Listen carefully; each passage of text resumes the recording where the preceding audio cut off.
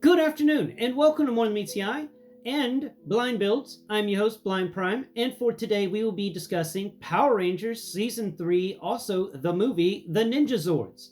Here the Ninja Zords are in their animal shapes: the pink crane, the green frog, the blue wolf, the red monkey, also I call it Goku, and the yellow bear. Roar.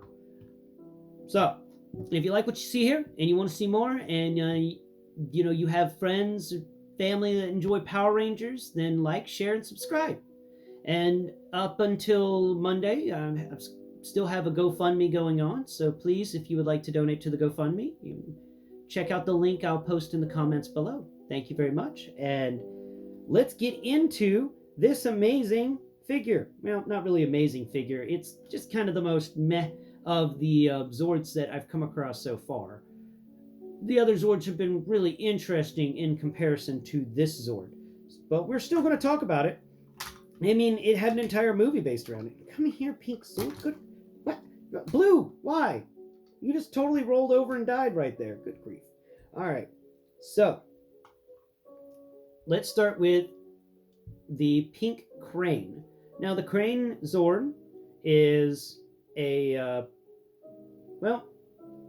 it's a really small Zord. It's the smallest of the Zords. It's got a head inside of it because it's going to be it's literally the head of the Ninja Zord. Articulation-wise, its wings can fold back, so it can go into super jet mode, and its head can articulate up and down, and its neck can even move up, so its head can just do like that. That's the most of the head move upwards that you can really get out of this figure before the actual head pops up. So that is the pink Zord. It's not really an amazing Zord. It just does its job as a head. It reminds me a lot of the head for the Mecha-Voltron. Oh man, I always forget what the name of the vehicle Voltron is, but the head was literally just a space shuttle. Very similar to this one, actually. Very, very similar to this one. And we're going to set that. Now, that's a toy from my childhood. I would love to have again. That vehicle Voltron was so much fun. Let's get into the blue wolf now. Yeah, there wasn't much. Oh, right. Texture-wise, I forgot to mention, this guy's actually got engine texture on the back for his little, her little jets. Excuse me. So, let's move that over there. And let's talk about this guy. So, he is the wolf. His articulation is his mouth opens and shuts, and his feet all move. The back ones move forward on a ratchet, and the front ones move back on a ratchet, and that's it. There are no knees, there are no foots, there are no ankle articulations. That's it for articulation. Oh, and the tail moves up and down. So 6 points of articulation right there, guys. But sculpt-wise, you got a nice long muzzle for a wolf. Comes back to some pointed wolf ears. You get we get the wolf's mouth when it opens. You get some feeling of teeth in there. You got teeth, but not really any type of fangs or anything. Just some sculpt work of a little bit of teeth. And you come back to its back. It's got not really much going on. It's pretty much smooth, flat surfaces. It kind of feels like a wolf made from metal. Except they didn't really do any of the metal pattern work. They didn't really get in that detailed with this guy. Though he does have some stuff in his legs, mold-wise, to be like, oh, it's mechanical things that make the legs move kind of things. And then the toes are actually individually molded on his feet. But his feet only have 3 toes per foot. And that's just about it for him.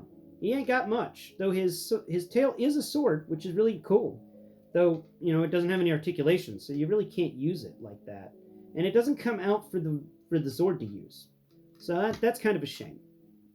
There's a lot with this that I'm like, it's kind of a shame that they didn't do that. Now let's move into Goku, aka the red monkey robot. The red monkey bot, yes. RMB. So Goku here's got 4 swords he comes with. They each can combine together 2 at a time to make a, Darth Maul crazy awesome staff thing. Sadly, though, he can't actually wield them. So, and that sword fell out of its little spot. We're just gonna put that one back. Okay, we're just gonna put it back in its spot, spin it around. There we go. Yeah, if you combine the swords together, it's really cool, but he can't really wield them combined together. Though you can put them in his hands and then combine them together, and he can wield, these double swords. The double swords have some nice molding to them. There's a hole where they fit in, and actually, real quick question. I wonder, is that a 5mm hole? Oh, nuts. No. Let's... crap. Come on. Oh. Okay, my area is a little too cluttered right now to find a weapon to determine that theory. But I'll talk about it in the shorts I do. So, those are the swords. Robot-wise, he's got smooth feeling joints for like the columns of his upper arms. His lower arm does have a kind of an allegory for an elbow. It's got a little elbow circle there for like, ooh, it's got elbows. Its fists do have individually sculpted fingers, but they are static, they don't move. And that's a shame for any types of swordsman. The monkey robot is wearing a helmet for some reason, so we get the monkey face kind of thing inset inside of a helmet that he's wearing. And the helmet has access to the side monkey ears. I don't know why this monkey's wearing a helmet, but this monkey's wearing a helmet. And yeah, that's about it for the monkey face. It's not really, it's okayly sculpted. There's a nose, there's some eyes, but it feels more like a human face than a monkey face. That's just weird. So that's why I call it Goku. Now we come to his chest. He's got this big circle emblem on his front of his chest, and then down here on his legs, there's smooth columns that come to knee pads that are pronounced, but there are no knees. And furthermore, both of the feet are connected together because the connection to make the arm is on the back of the feet. So a lot of imagination with this toy, but there's been a lot of imagination required with a lot of these toys. Oh, and he comes with 4 swords, so 2 can sit on his back with little ports, and each sword has a little port on it to set on his back like that. So there you go. Now onward to the bigger ones. Hi, Cream. Hi. Yes. Alright, so we'll talk about the bear first, and then we're going to get into the frog, because I consider the frogs like my favorite out of this bunch. The bear has got something in its mouth. It's got a big old bar or something. I'm guessing that the bear tried to bite a few too many other Zords, so they put something in its mouth to stop that from occurring. The bear's head sculpt has a short muzzle, deep set eyes, little bear ears sticking out the top.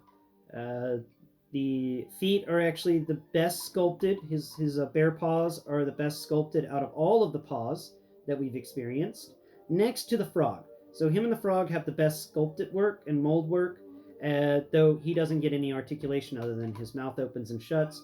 His legs can kind of move, but not really, and that's it for him. He's not really that much.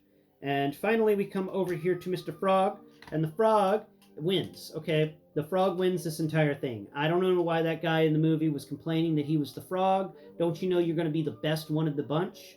Your Zord literally takes up half of the Zord, so your Zord wins. I mean, everybody else's Zords are okay, but yours is the beast. Anyway, it's got articulated arms. They can move back and forth. It's got articulated hands. They can wiggle wobble. It's also got articulated legs, so with hinges at its hips, so that you can actually like pick him up and put him mid jump. Or you can stretch out his legs just a bit. There you go. Stretch out his froggy legs, and there you go. Now he's definitely. Pick up these feet. Come on, feet. Get going. There you go. 1, and then 2. All right, there we go. And all right, so the feet don't really want to hold in the position necessary because they only have 2 spots. But you could set him like that. Look, he's mid jump. He's jumping. I'm gonna put these back. All right. So, there we go. There is the frog, mid-jump. Now, where's my cliff jumper at? So, anyone... There you go. Cliff jumper! There you are. Okay, so cliff jumper on top of the frog.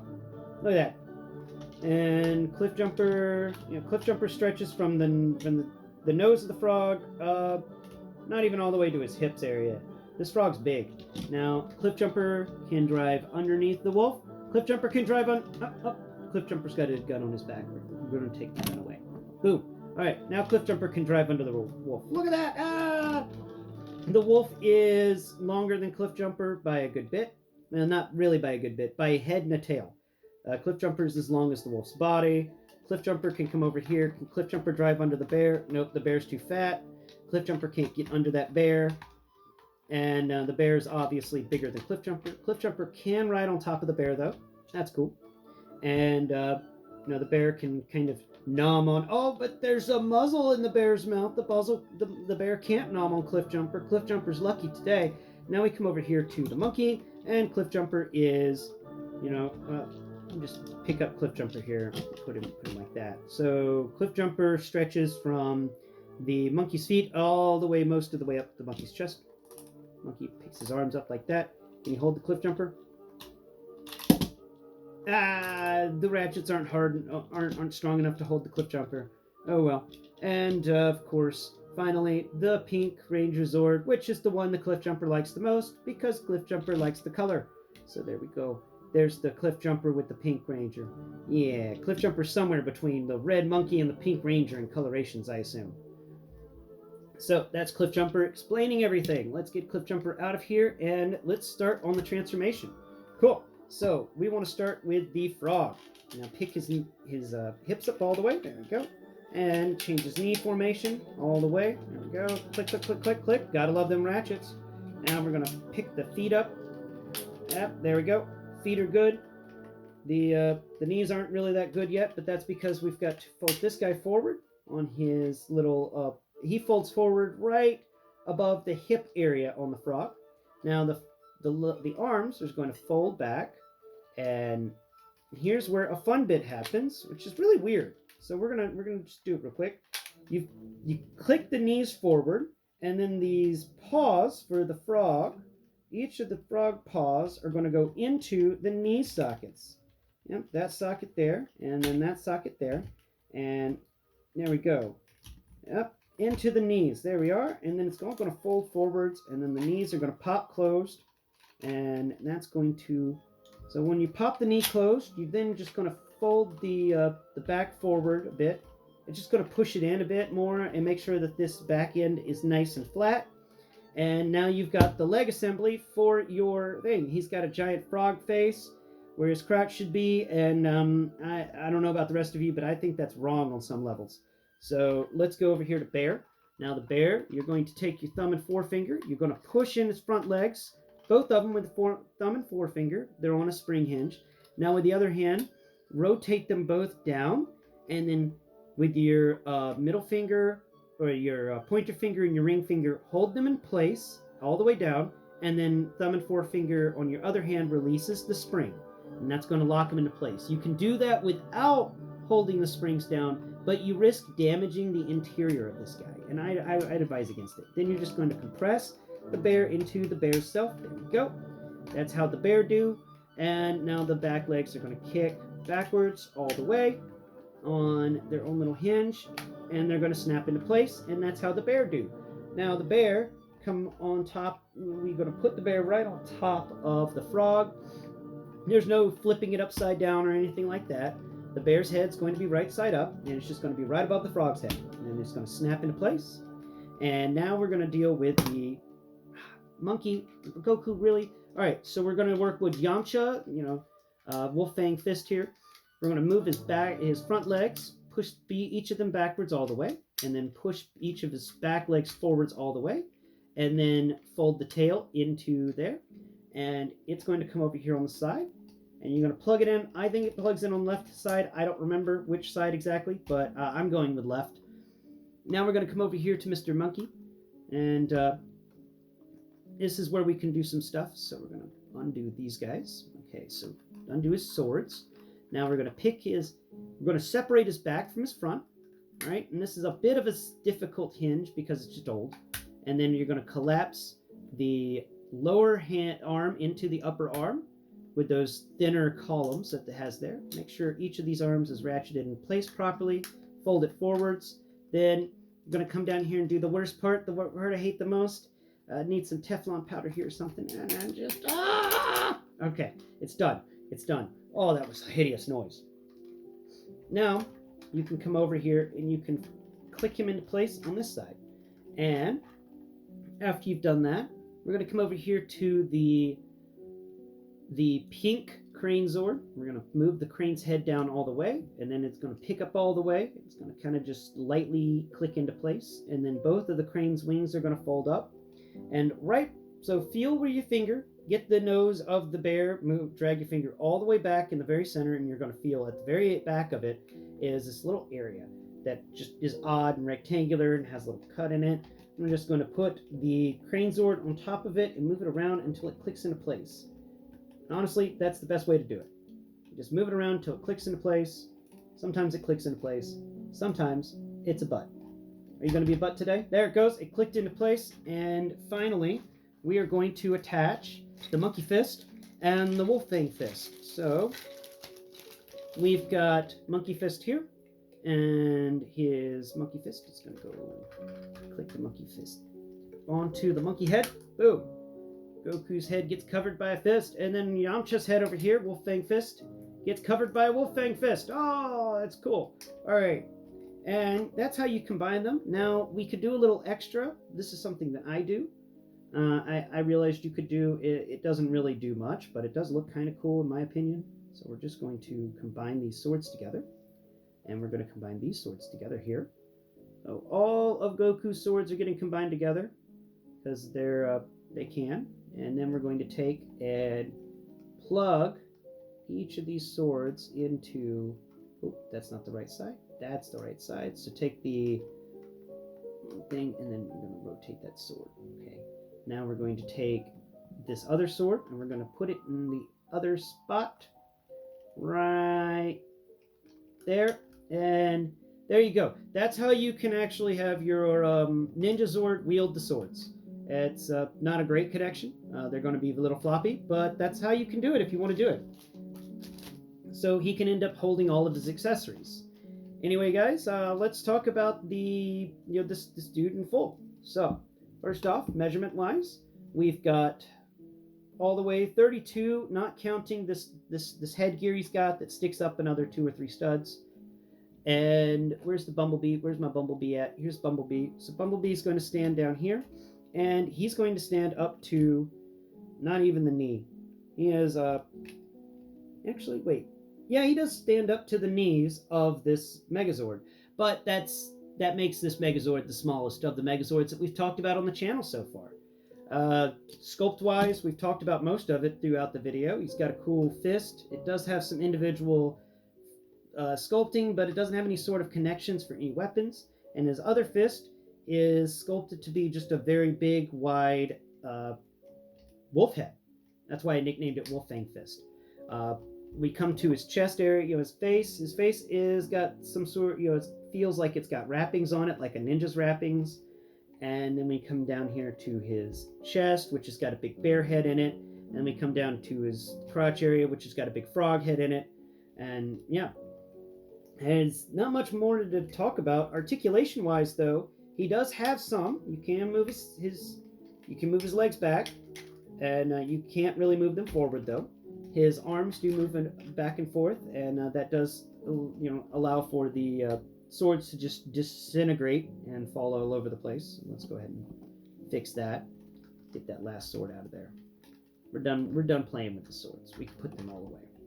Anyway, yeah, I'll give you a YouTube Shorts video with my overall expectations from this and what I thought about it after messing with it. Because this is another one of those swords that I always wanted to own as a kid, but never got the opportunity. And now that I'm messing with it, I'm kind of happy I never got the opportunity. It's not my favorite Zord that we've talked about on this channel so far. And we're going to definitely be talking about some better Zords in the future, and some Zords that aren't as great in the future. This one isn't the worst, but neither is it the greatest. It's just, it's definitely in the middle-ish area. But I've talked long enough. Tune in next Prime. On Monday, we will be discussing either Alley Viper or Croc Master from the G.I. Joe Classified series. So, in the comments below, if you want to, let me know what you want to see. Do you want to see Alley Viper? Do you want to see Croc Master? All right. Well, until next Prime. Bye-bye for now.